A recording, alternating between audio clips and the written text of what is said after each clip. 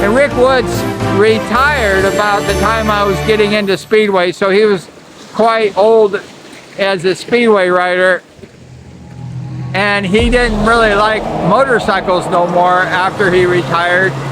And he moved like to Newport Beach, and he was building and repairing boats at the Newport Harbor. He had a boat business. I read in the paper he was repairing the boats and also cleaning the barnacles from underneath the boats. And he was quite the mechanic, Rick Woods. And he just was a fabulous person.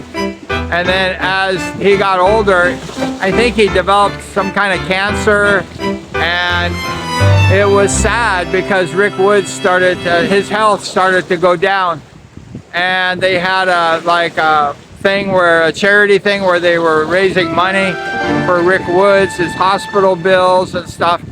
And then he passed away with a different kind of situation. I forgot what it was, but he passed away. And right before he passed away, he went to the Grand Industry Hills and he had his final ride on a Speedway bike with his brother Gene. And they were riding the Speedway bike, and Rick Woods was happy to be on the Speedway bike once again. He was on the back and Gene was riding the bike, and Gene was trying to pop some wheelies with his beloved brother on the back, which almost turned chaos, but it didn't happen. You know, Gene's a good rider. Back up, guys. Oh, wait. Gene Woods will break your tapes. Gene Woods will break your tapes, and if he doesn't, his brother Rick will. That's Gene Woods at the controls, Rick Woods riding double with him. Between the Woods brothers, there were more main events, I would imagine, than anybody but the Bass brothers in Southern California. Gene and Rick ready to do this. Oh, no. No helmets, no nothing. Go slow. Putsy putz. Oh, yeah.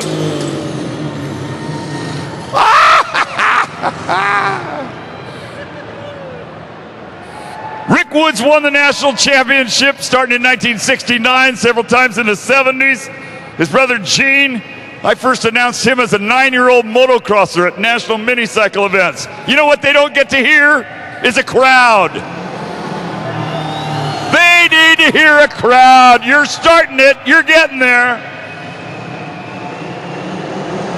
Nobody's got a skid chute. Nobody's got a helmet. You kids at home, keep your eyes closed. Come on, talk to them.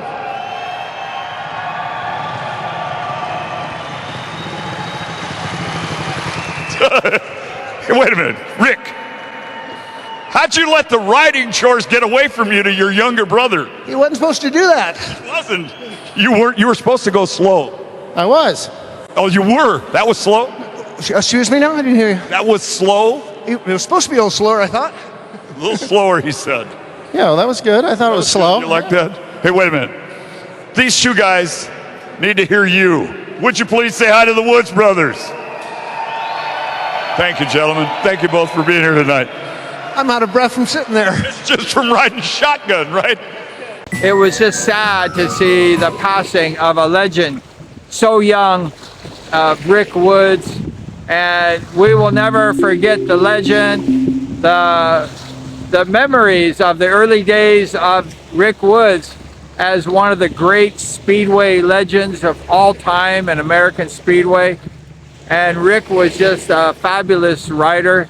But it's kind of shocking that after his Speedway days, he never really rode a motorcycle again. He didn't like motorcycles, which I felt was quite fascinating, that Rick Woods loved motorcycles so much, and then he had nothing to do with them after his racing days.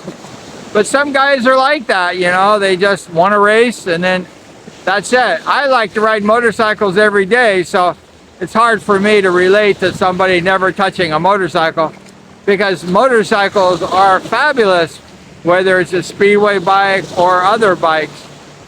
But Rick Woods, like I mentioned, will go down as one of the all-time great Speedway riders in the early day revival of modern day Speedway.